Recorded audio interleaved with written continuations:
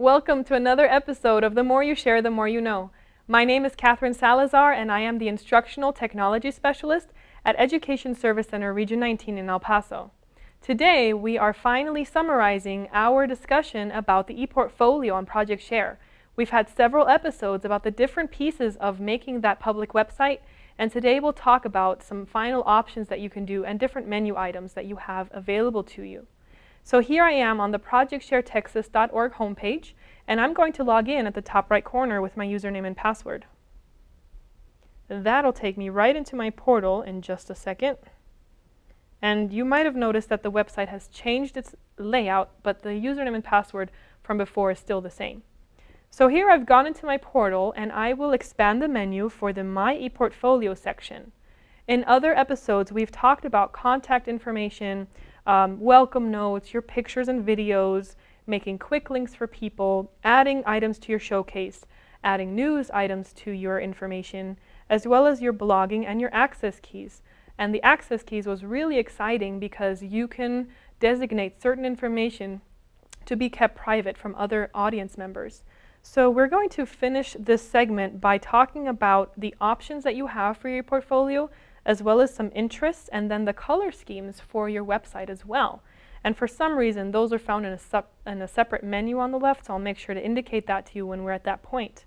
I'm going to click on Options here on the left of the menu to load the various things that Epsilen gives you as options for your ePortfolio.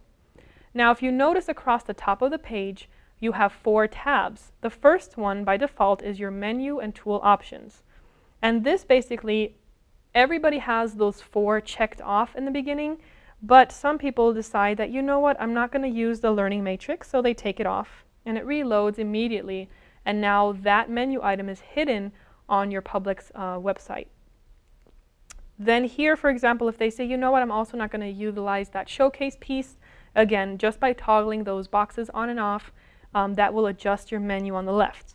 So for example, here, I'm going to demonstrate that by going to my website on the top. On the left side, you notice I have various menu items, including the home button, share it, the showcase, the blog, the news, and then I have some called the iPads in class and Project Share.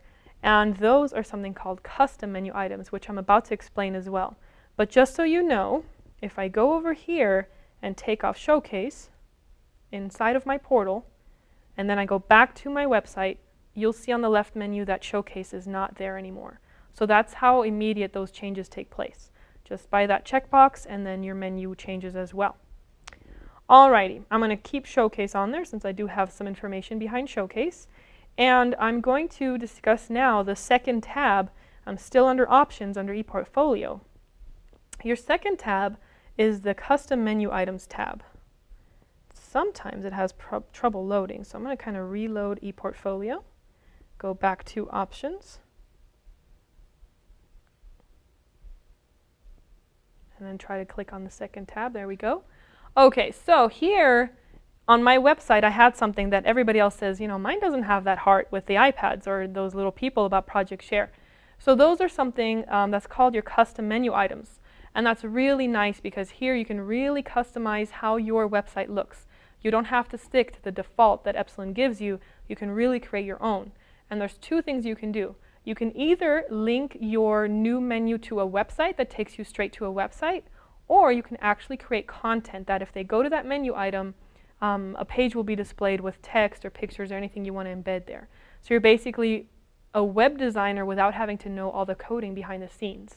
So here, the pattern, as we know, is always to look on the right side of your screen and click on the Add button, and this one is called Add a Custom Menu Item. And the page should reload and give me those choices. So here I'll add one called, let's see, my Web 2.0 blog.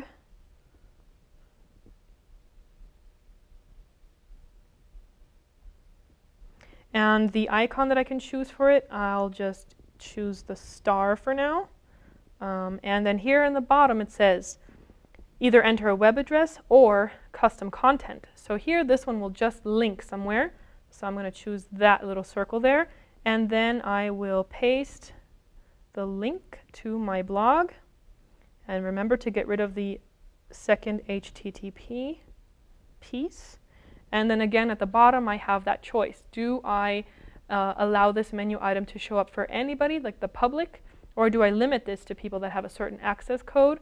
And again, this one is my blog, no need to hide it from anybody, so I'll make that public, and I'll hit save and approve that it is indeed for the public. So now it's going to reload my page for me and show me that I have a new third custom menu item. So you see here how the center one shows the star with my title, Web 2.0 blog.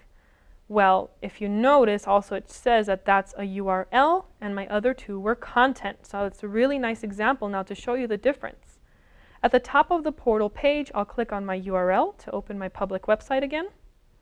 And on the left side, we zoom into that a little bit, I have the heart that I had already.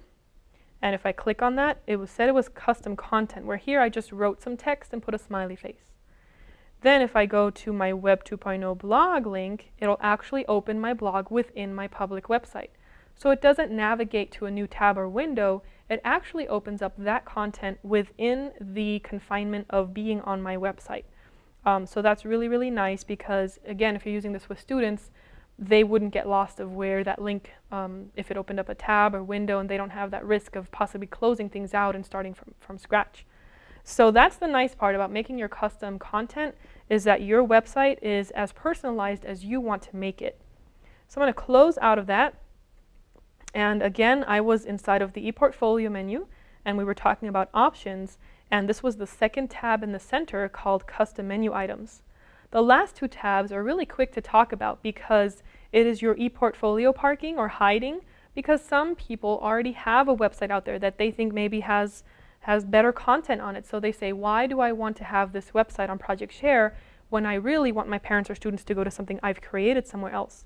And that's definitely optional unless your district has other rules about that. So here, my third tab, the parking or hiding, is just a simple checkbox. When people go to epsilen.com/ whatever your username is, do they find content there or do they get an error?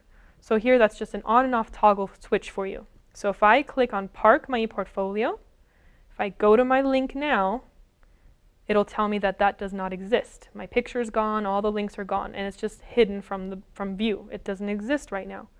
If I close that out and take that check mark off, it'll reload, and immediately now I can click there and my website does exist again. A lot of people decide to hide this when they're editing things so that it's hidden until all the changes have been made. And some people, again, just don't take advantage of using this piece of Project Share for themselves, so then some people decide to hide it there as well. And I get some questions sometimes of where that can be found. The last tab about your ePortfolio options is called the Quick Note Hiding. And let me go back to my portfolio to show you that. Currently, at the bottom of my screen, somebody can send me a quick note there. This is really important, I think, for when people want to communicate with you and they're not already somebody that knows your email or knows a way to get a hold of you. This would be another place for them, like a parent, to write you a quick note. And when they hit send here, it'll go not only to your mail in Epsilen, but it'll copy that message to your district's email as well, so you don't ever miss them trying to contact you. But if you're one of those people that says, you know what, they know how to contact me, I don't need quick notes here as an option, then that's on your options tab here under quick note hiding, because you can say, again, just by an on and off toggle, do I want them to have the option to contact me in a quick note or not? So if I check that off to hide it, it'll reload to tell me that's been approved. And then here, when I go and visit my website, you notice now under my newsfeed, there's nothing there for my quick note. So it's just an easy on and off toggle. Going back to my portal, we've talked about the options under the portfolio and the 4 tabs that it consists of. And the last little piece I'll talk about is how to change the color schemes of your website. Now on the menu, I actually have to get out of the ePortfolio menu, so I'm just going to scroll further down, and you'll notice something towards the bottom called Utilities. When I open up Utilities, one of the options there at the bottom again is Themes. When I click on Themes, I get 2 choices. Now it looks like there's a lot of choices, but 2 different places that I can manipulate how the background will look. This first piece is called your Private Interface Theme, and that is for when you log in with your username and password, what does the color and everything and the layout kind of look like. So during all my videos about the more you share, the more you know, you might have always noticed mine is like this white and gray and blue when yours might look different. And this is where I've changed that.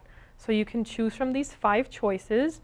And then if you scroll down, you'll see another title that says ePortfolio theme. And that is the place where you can select your colors for your public website, the ones that your parents or your students would get to see. You've noticed throughout the show that mine is purple because of my selection further down. And that's where you can definitely make your selection, and just make sure to hit save at the very bottom or else it won't take effect. So here, if I wanted to change to this blue one, I'll select that one and hit save. Nothing looks like it changed because, again, that wasn't changing my internal view. That was here on my public website. So now it'll show up not purple anymore, it'll be blue. So some people choose favorite colors, other people do campus or district colors or something like that. So that kind of wraps up our episode today. We finished talking about the ePortfolio, with our big focus being the options that you have, and one of my favorites, which are the custom content creation or custom tools on the menu. And then we showed you how to change your color. So thank you for tuning in to The More You Share, The More You Know, and we will look forward to having you as our audience at our next show.